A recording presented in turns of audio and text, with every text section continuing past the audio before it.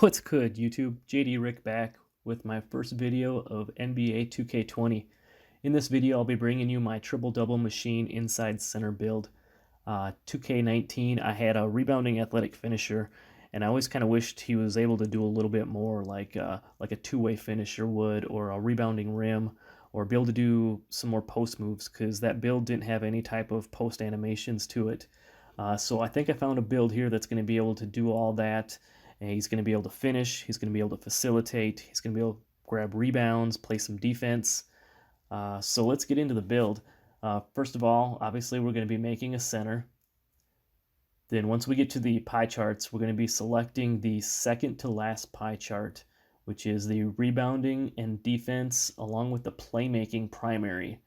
And I'll go over some of this of why I chose this particular pie chart when we get into the attribute breakdown here. Moving along as we get to the physical profile, I went with the balanced attack to this one with the build and the play style that I want to do. I wanted it to be fast. I wanted to have some strength, and we're going to do some things with the weight to help with that strength a little bit. But I also wanted to have that vertical to be able to grab boards, contest shots, and all that good stuff too. So that's why I decided to go with the balanced build. So as we get into the build itself, this is the build that I used when making this video.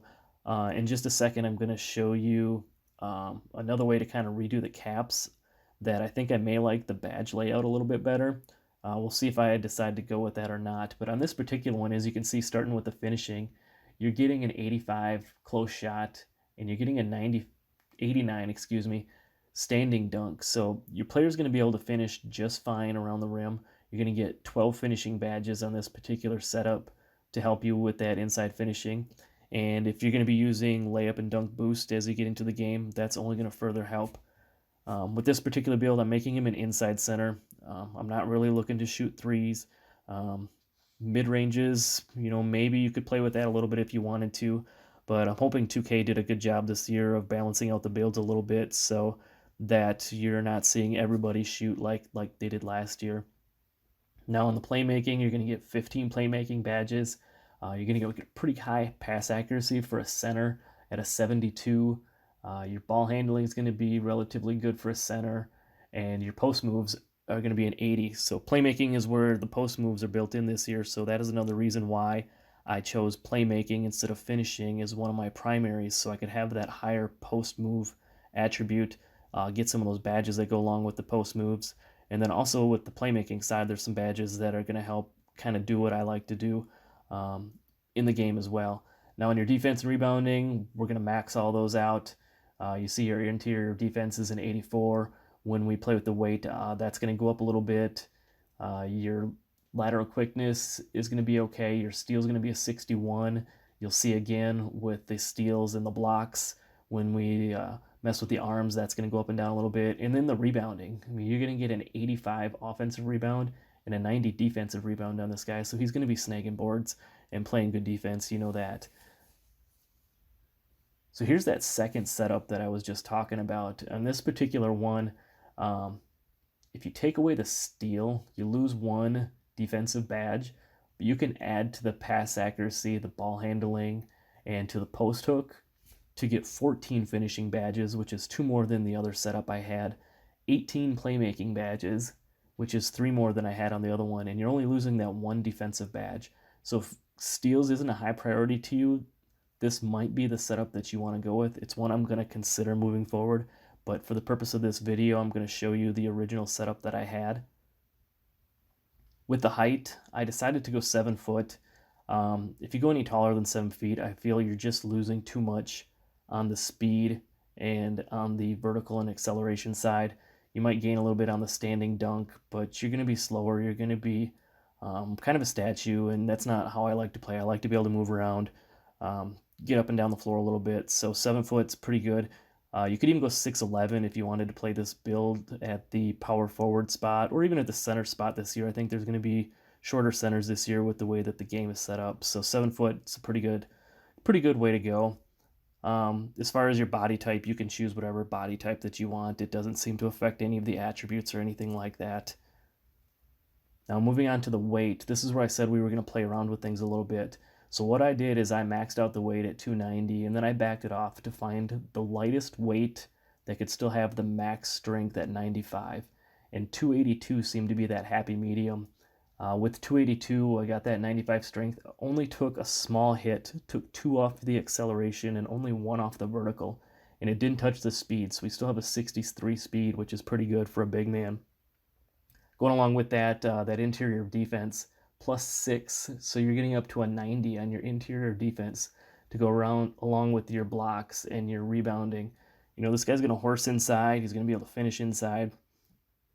And I think it's just going to be a good all-around build, to be honest with you. On the wingspan, I maxed out the wingspan.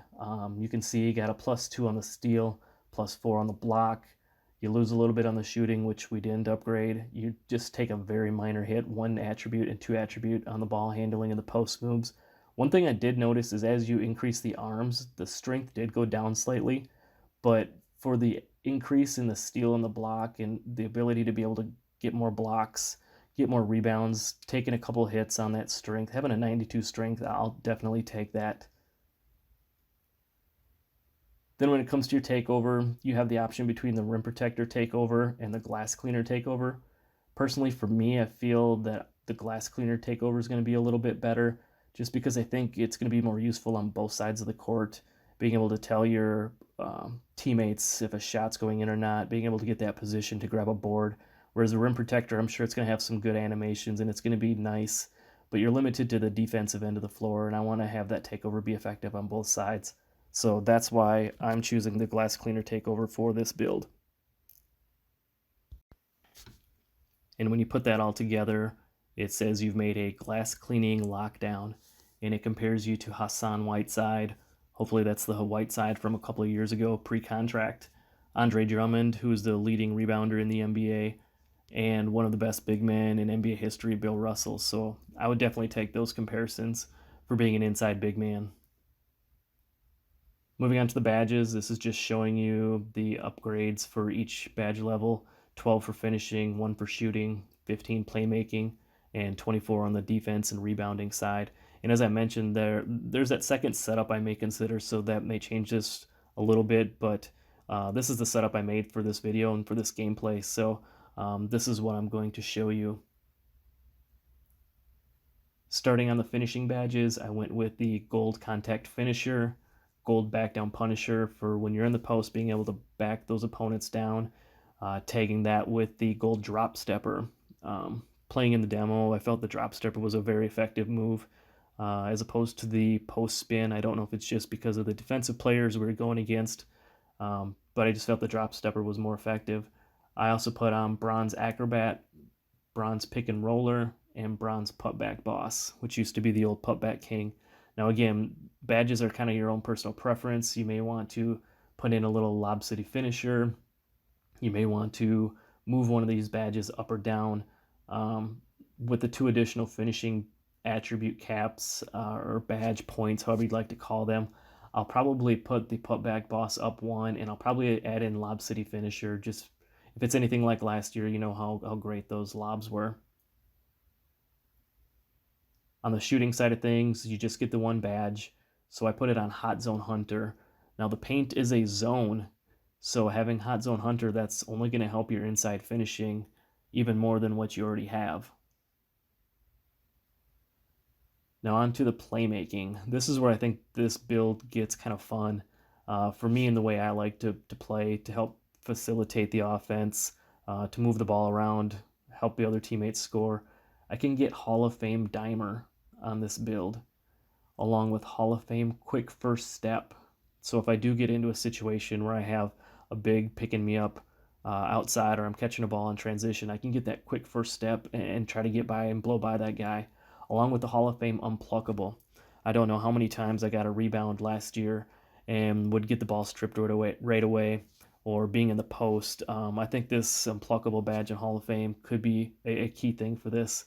Now on this one, I also added in the Bronze Dream Shake, which helps with the post, with your fakes and stuff. I may move this up to silver or maybe even gold, with those additional with the additional badge upgrades that I get.